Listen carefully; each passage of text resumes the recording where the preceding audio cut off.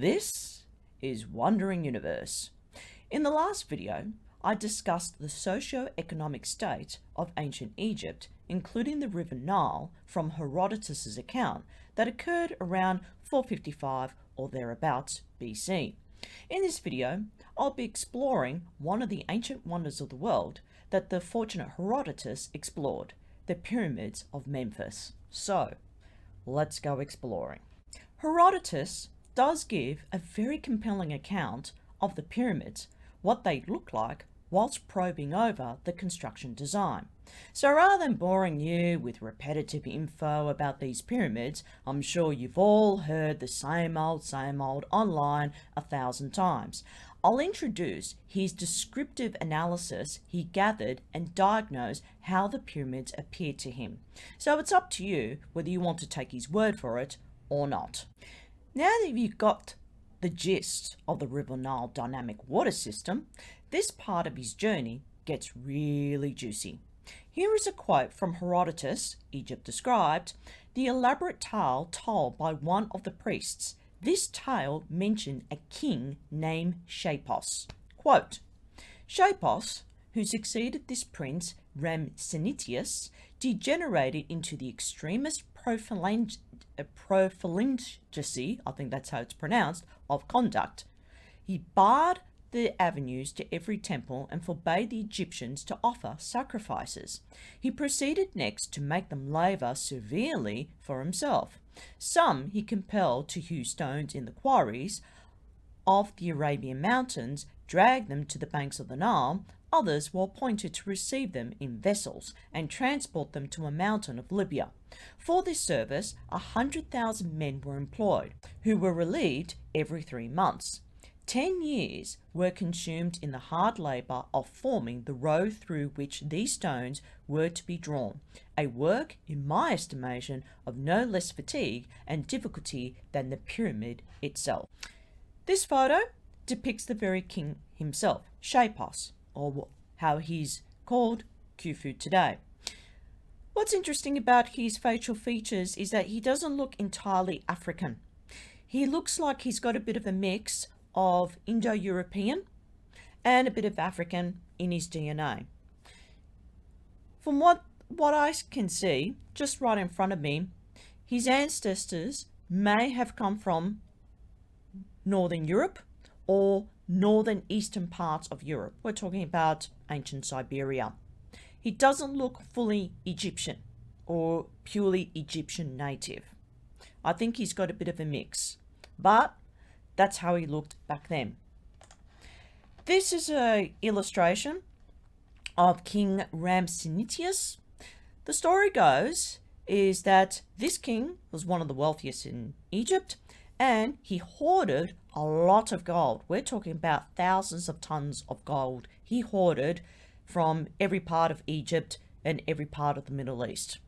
And he didn't want to subdivide the gold that he hoarded. He just wanted to keep it all for himself for some unknown reason. But that's the story. This is a satellite map of Egypt from above. And as Herodotus talked about in my previous video about the ancient Egyptians, he said this is the neck that divides the two continents. This is the Red Sea. Mount Sinai, or the Sinai Mountains, is just up here where my arrow is pointing. And this is the River Nile. I mean, you could just barely see it from above. It just looks like a vein. If you can really see it, where my arrow is pointing right here, that's one part of it. And another thing that I can see up here is the Libyan mountains. There's more mountain ranges here.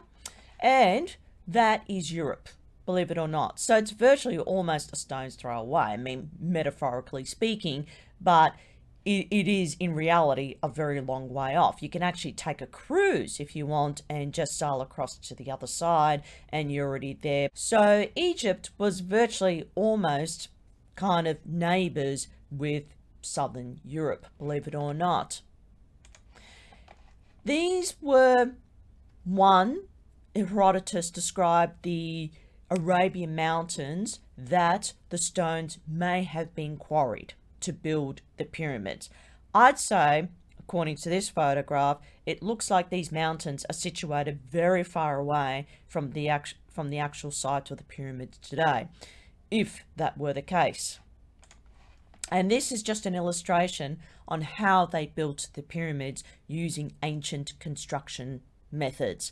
And there's something very interesting about this picture that Herodotus talks about. So let's do the maths. So 100,000 men times by 1,600 talents. Then on top of that, add the cost of food, water, shelter, supplies, equipment, contracting blacksmiths to produce bronze tools given to construction workers, plus the first 10 years would add up to almost $1 billion. But slavery back then was ultra cheap. Many had to work in exchange for a regular meal. Many would have been paid very little, if at all. Yet these workers had to pay some sort of tribute, a form of tax to top dog. If not, they would have either been imprisoned or killed for disobeying top dog's order. Well, the way I said, it's not really happy days for the Egyptian slaves back in that time, wasn't it? And here's another method of constructing the pyramids. And as you can see, they're doing it in the hot blazing sun, virtually 7 days a week. So not a way of living a happy life as a slave. In reality, you weren't treated very nice back then. But I'm going to go on to another topic. He talks about the causeway. In today's world, a causeway is usually a built path alongside a river or sea, such as a railroad track, a highway, or a timber causeway, such as a boardwalk. And I'll just show you. This is one of them, as you can see here. So it means that the railway track is just level just above the water. Here's another one. So this highway bridge is just level just above the water. And this boardwalk, as you can see, needn't I explain it more? He talks about the building of a causeway leading to the pyramids. Quote, "This causeway is 5 stadia, or 925 meters in length, 40 cubits wide, or 18 meters, and its extreme height 32 cubits, or 14.4 meters. The whole is of polished marble." Wow! Adorned with the figures of animals. 10 years, as I remarked, were exhausted in forming this causeway, not to mention the time employed in the vaults of the hill upon which the pyramids are erected. This is what he meant. This is a photo of the pyramids taken in the modern time, but in the ancient time, minus the sand, he would have seen the causeways covered in marble. Today they're not. It's gone. The marble would have been taken away by grave robbers, stone robbers, needing money to feed the family. But back then, it would have been quite a majestic sight for his time. This is an aerial view of the pyramids itself. Now, if you follow where my arrow is pointing, there's the causeway right there. Here's another causeway and another causeway that leads to the main entrance of each of the bottom of the pyramids right here.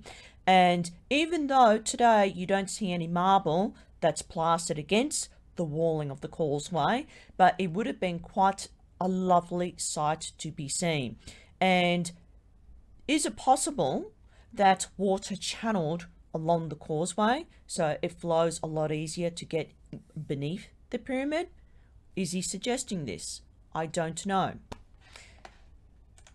And this is an illustration depicting what he said that he saw during his time. So there's 1, 2, 3. There's the courtyard and there's the main entrance of each 3 of them. So it would have been quite a spectacular sight, especially when he was there to see it for himself. So could he be suggesting a channel of water next to this causeway? I'd say so. Otherwise, how else would water travel beneath the pyramid to get to the subterranean chambers? Well, I'm about to tell you. You must be wondering, did he get the chance to climb up the pyramid? Of course he did. Why not? It's all part of the adventure, right? From a distance, at first glance, he examined the pyramids whilst he called them steps and others altars. He climbed up the first flight of steps and did his evaluation on how the pyramids were constructed. He believed the pyramid itself was done in 20 years. He quotes, "It is of a square form. Every front is 8 plethra long, or 252 meters long, and as many in height. The stones very skillfully cemented, and none of them less dimensions than 30 feet. He goes on to say, quote, "The ascent of the pyramid was regularly graduated by what some call steps and others altars. Having finished the first flight, they elevated the stones to the second by the aid of machines, constructed of short pieces of wood, from the second by a similar engine.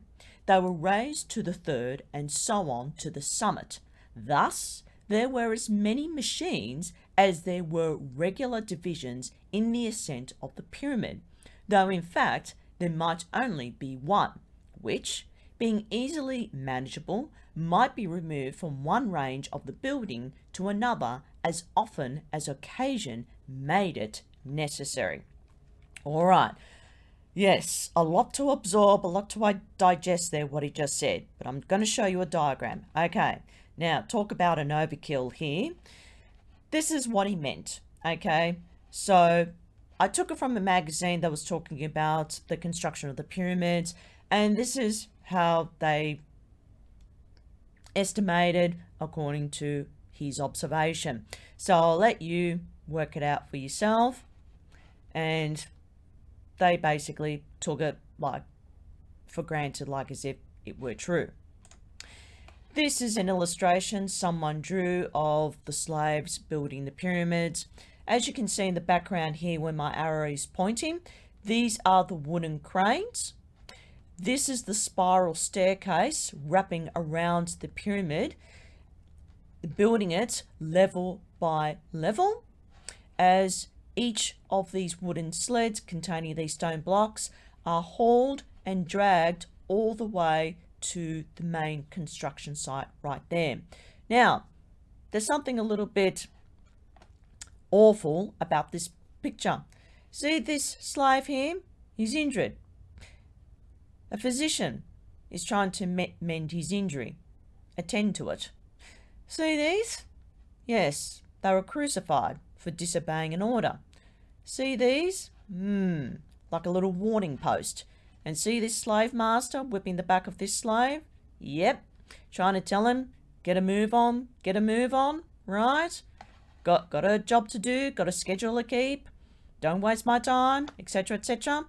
So life as an Egyptian slave was extremely hard, especially in the hot, burning sun back then. This is just a modern depiction of how the pyramid, each of them I'm talking about, were constructed using simply wood. Now the question is, where on earth did they get the wood from? If Egypt is a barren, desolate place, should I say, there were hardly any trees grown in the area. So where on earth did they get the wood from? Did they had to get it from Ethiopia? Did they had to get it from Somalia, from Chad, from other middle range African continent in order to construct just one pyramid, to build these construction frames and scaffolders you can see around it? How can it be possible? Where on earth did they get the wood from? This is an illustration depicting how they built the pyramid. So as you can see, that's the pyramid base right there. So they built the staircase spiraling, should I say, around the base of the pyramid, and then they built the interior. So what they call it, the shaft.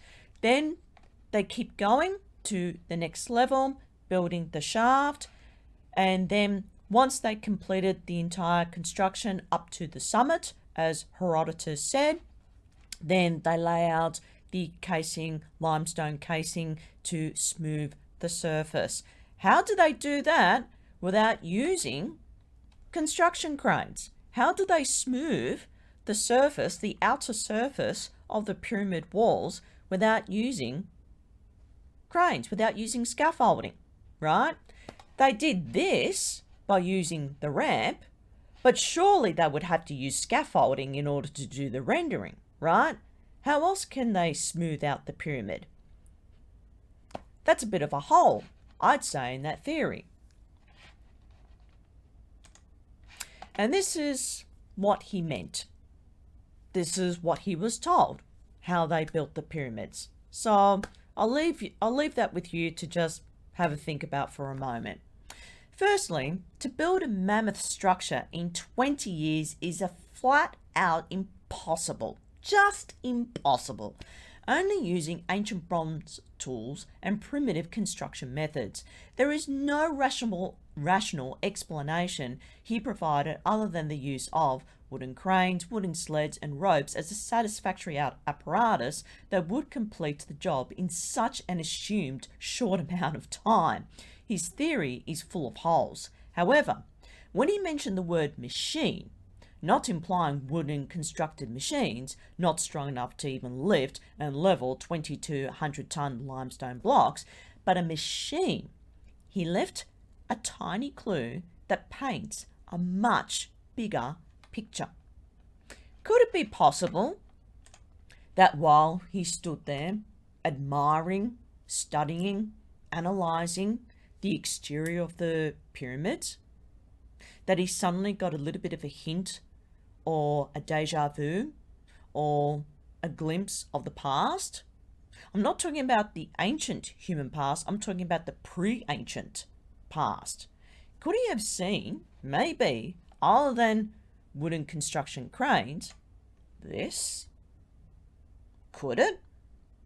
Or could he have seen a tiny glimpse of this using a levitation device? Now, I've talked about this in my videos, so please go right ahead and refer back to them. I talk about how they use construction methods to build pyramids and Göbekli Tepe using this type of technology. This is a levitation device, and it's very simple. All you have to do is put the device on top of the smooth surface of a stone block. You get your mobile phone, you calculate the measurements, the coordinates, and then press enter, and then the levitation device does the job itself. It floats, and then it travels all the way to the building site, and then they level it, and the levitation device actually sets it in place precisely without using any cement to fill in the gaps. Could it be that Herodotus may have seen or may have looked into the future or looked into the future past and saw how the pre-ancients really built the pyramids? Well, it was either like this or like this. Instead, in this method, could it be so? The priests, who were his tour guides, spoke about a summit, as you can see in this photograph, declaring that a summit, the top of the pyramid, was finished first, then descending to complete the rest of the structure. Upon the outside were inscribed an inscription in hieroglyphics he called Egyptian characters. Quote, "The various sums of money expended in the progress of the work, the radishes, onions, and garlic consumed by the artificers." This is what he meant. This is how he imagined how they built each of the pyramids in this method. I'm not sure if it's accurate. It could possibly be something else, as I described before, how the pre-ancients actually built the pyramids. Now, we call this hieroglyphics. He called them Egyptian characters. Now, this is supposed to depict, interpreted as, friends of Khufu. Really? Is it really saying that? That's what some archaeologists interpreted as, translated it. according to the symbols on the wall? Or is it saying something else entirely different? Could it be geometry measurements? Could it be calculations of building the pyramids itself? Who knows? He mentioned Egyptian characters, not hieroglyphs, which is a word that didn't come into existence until much, much later. To his knowledge, it was interpreted by one of the tour guides, but how can he take his word for it? He could have just been making it up as he went along. He could have been speaking gibberish or gibbly gobbly goop for all they care. How would they know what those symbols meant? According to one archaeologist, the ancient Egyptians, whether around Herodotus' time or before, spoke North African languages such as Berber and Cushitic, also Asiatic languages such as Arabic and Hebrew. In other words, his interpreter translated as it was, and Herodotus reinterpreted it in Greek. I'll show you what I mean. This is a hieroglyph as Herodotus described. I'm not sure if this is the one he actually saw, I don't know, of the Egyptian slaves providing food, water to the workers on site. If that were true, the way I see it is that these Egyptian slaves are actually serving the monarchs at their lavish palaces, keeping them well fed, right? They wouldn't be doing this for the workers. They'd be given a very limited amount of food to consume. Maybe they'd probably just eat 1 or 2 meals a day in order to sustain enough energy to endure for the next 4 or 5 hours under the burning sun. So if that was true, that Herodotus saw this and was interpreted, should I say, as thus, then maybe it did happen. Maybe these were the actual workers that did actually build the pyramids. But I say this picture is telling me something else. Now, on the topic of diet, these slaves consumed a very limited amount of food, and of course not much protein on the menu from what he was told. Sounds like they weren't very fit men. If these slaves had consumed meat, the sheep, goat and cow farmers would have had to supply a shitload to feed 20,000 men at a time per week for 20 years. Now, I'm going to let you do the math. He questioned the interpreter at the time over the amount the workers were paid, 1,600 talents, about, say, 1.5 million ounces of silver. Supposedly they were paid in silver, but I reckon the currency was being debased with copper and other elements added to it, to today's currency of $46 million. He figured if that were the case, then the cost of bronze tools, food and clothes for the workmen would have been ultra cheap, and the workers were not paid in gold but snippets of gold or silver. I suspect there was a high probability of currency debasing that it was done and performed under Shapos's rule. And I bet it was. Now, this is an ancient Egyptian coin that I found online. I'll let you interpret it yourself, what it symbolizes. And as you can see, if you look at the metal, the outer metal surface, it looks like there's a mixture of silver, possibly a bit of maybe tin and copper mixed in. And it looks like there's a bit of iron alloy in it as well.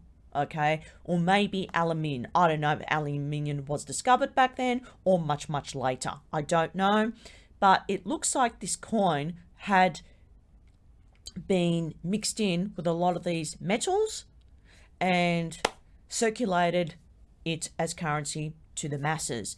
And I don't think the slaves were paid in silver, which is a highly valuable commodity that they wanted to hold on to and use it to deposit somewhere so that way they can save for a rainy day. But I think these coins weren't as valuable as Shapos would have pretended to be otherwise. So I suspect that this type of coin was smelted using snippets from the actual silver coin. So they'll take a silver coin, snip it, take the snippet, smelt it, mix it in with other garbage, and then turn into a debased, valueless coin and circulate it to the current masses as currency.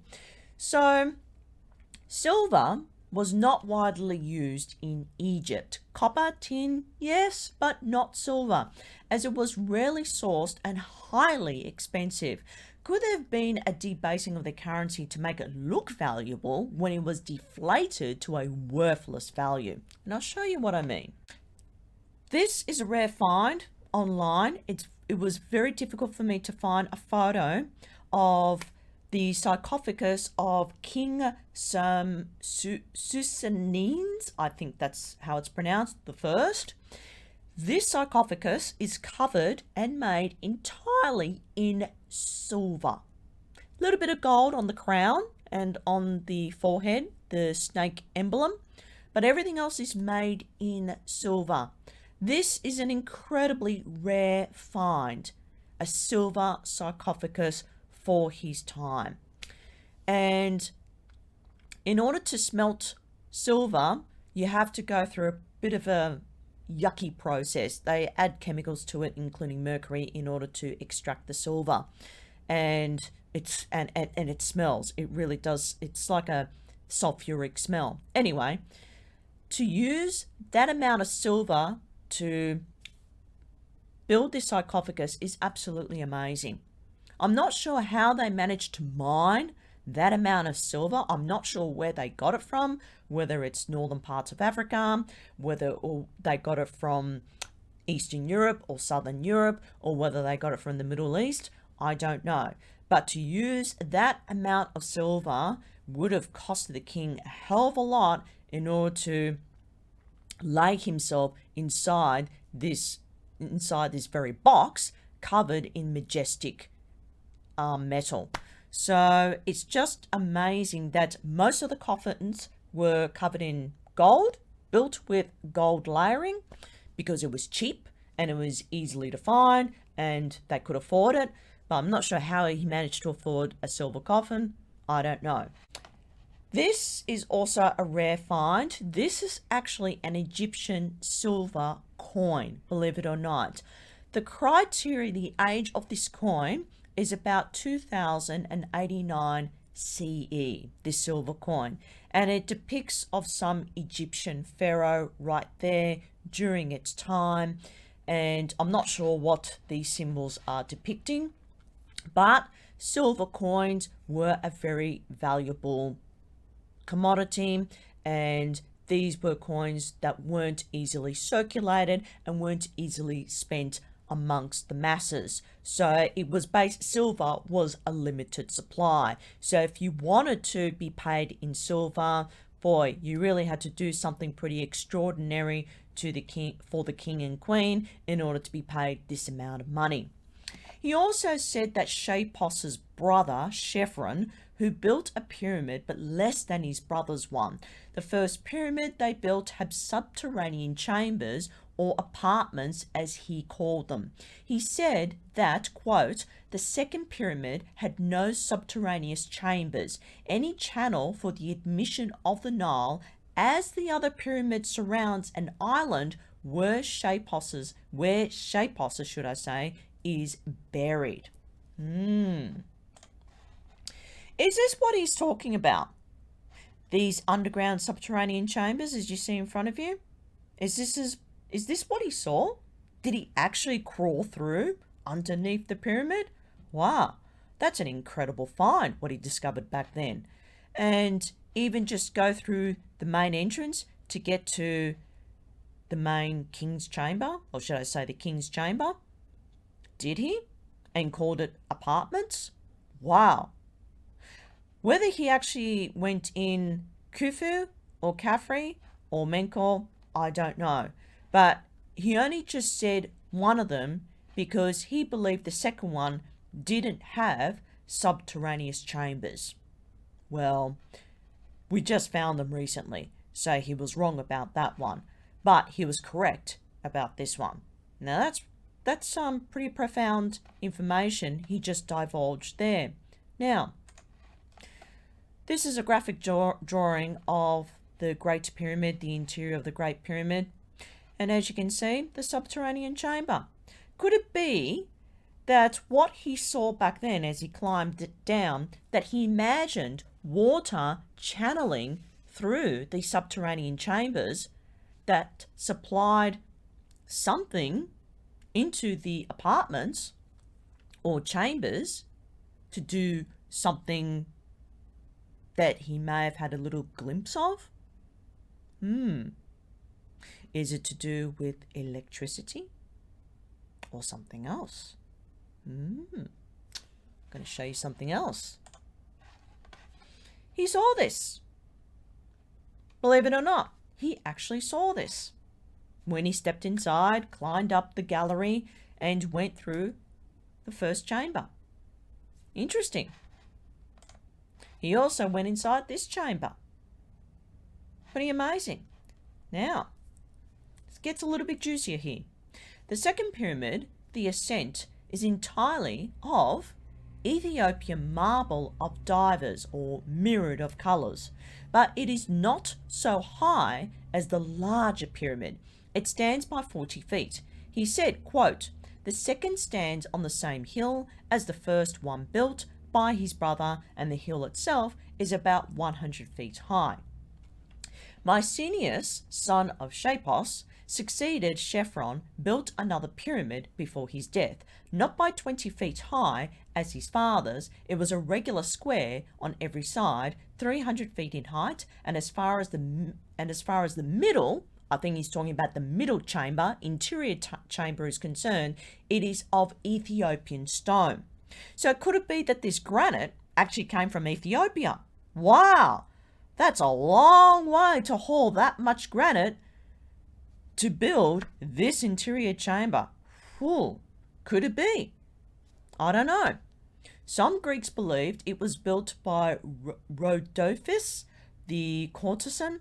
He doubted this, as the expense to build such a building would have costed several thousand talents, which would amount between $150 to $200 million in today's currency. Per pyramid. Whew. Per pyramid. That means they have to use up all the government coffers, whatever's in there, all in the treasury, in order to build one pyramid. That is a huge expense that would wipe out the entire empire. How could it be possible?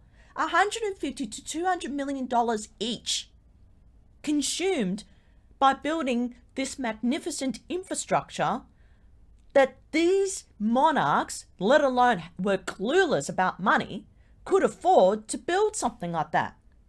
It would send the economy into a spiral, free fall to bankruptcy. The people would be left starving. There'd be massive unemployment. There'd be food lineups. There'd be food rations. There'd be food shortages. There'd be riots. There'd be a civil uprising, etc., etc. The people would be left destitute, impoverished. They would lose their homes, their jobs, everything that they worked hard for this, to build this magnificent structure so the masses can be in absolute awe of it. Can you imagine that?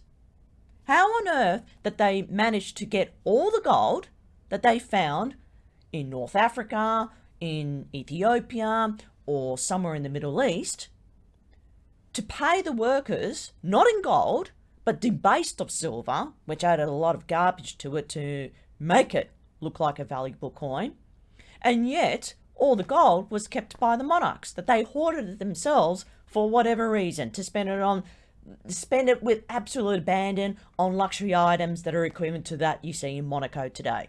How could it be possible that Herodotus calculated this? How can it be possible? As you well know, this is the Menkaure pyramid. So, this speaks for itself. Shapos reigned for 50 years. His brother Chephron reigned for 56 years.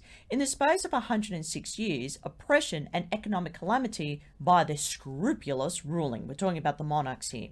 Quote, "The Egyptians called their pyramids by the name of the shepherd Herodotus, who at the time fed his cattle in those places." He said. He sums up his trip with a rather serious but an oddly funny demeanour about these monarchs that, he quote, "None of these monarchs, as my informers related, were distinguished by any acts of magnificence or renown except Maurice, who was the last of them." Could it be true what he was saying, that none of these monarchs really spent the gold to really build these infrastructures? Really? Were they competent? Were they intelligent enough? Were they bright enough to know about engineering? To learn about building construction? To learn about project development? Real estate? Who knows? But I don't think they were. It was probably their sidekicks or their fixers or probably their minders that had knowledge about construction building, but I don't think the actual monarchs, the kings and queens, knew anything themselves. They knew squat, basically. So I think Herodotus may be onto something when he quoted that. This is an actual ancient bronze coin, an Egyptian bronze coin. This is pure copper, as you can see here. So this currency still was pretty valuable when it was mined and smelted to make these coins. So once again, this coin could have been circulated in limited supply. That means it wasn't overprinted or a print run that went on for infinity, right? If it did, it means that the value of the dollar itself, the Egyptian dollar, would have just went to zero, to nothing. But I think back then, this type of coin would have been very valuable to hold on to. The most interesting fact, after reading the whole chapter, is this. Nowhere in the book, and I mean nowhere in the book, does he mention the three actual Egyptian kings' names: Khufu, Khafre, and Menkaure. Isn't that interesting? I didn't see it anywhere. Seriously, I did not see those three names mentioned on any page in Book 2, Egypt Described. Nowhere did I see those three names.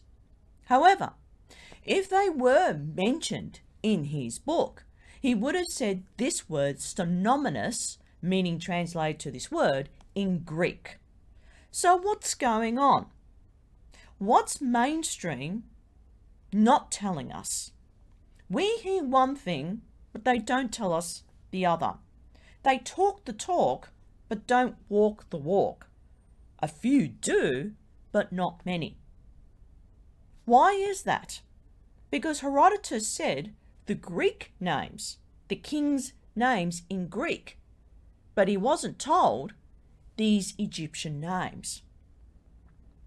Was he told something else? Did his interpreter interpret it wrong? I don't know. But something just doesn't add up. From his perspective, from what he was told, and what today mainstream archaeologists tell us otherwise. So who's lying? Who's telling the truth? You tell me. His chronicle rings some truth behind it.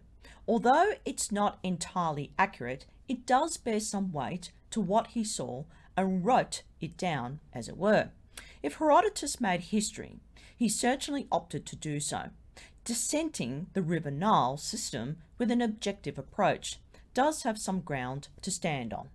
It's quite striking to learn there were no other written accounts of the pyramids before him, no first-hand eyewitnesses, no blueprint, and no reliable identities of the project developers. Truth is, no one truly knows who on earth built these magnificent feats of ingenious engineering.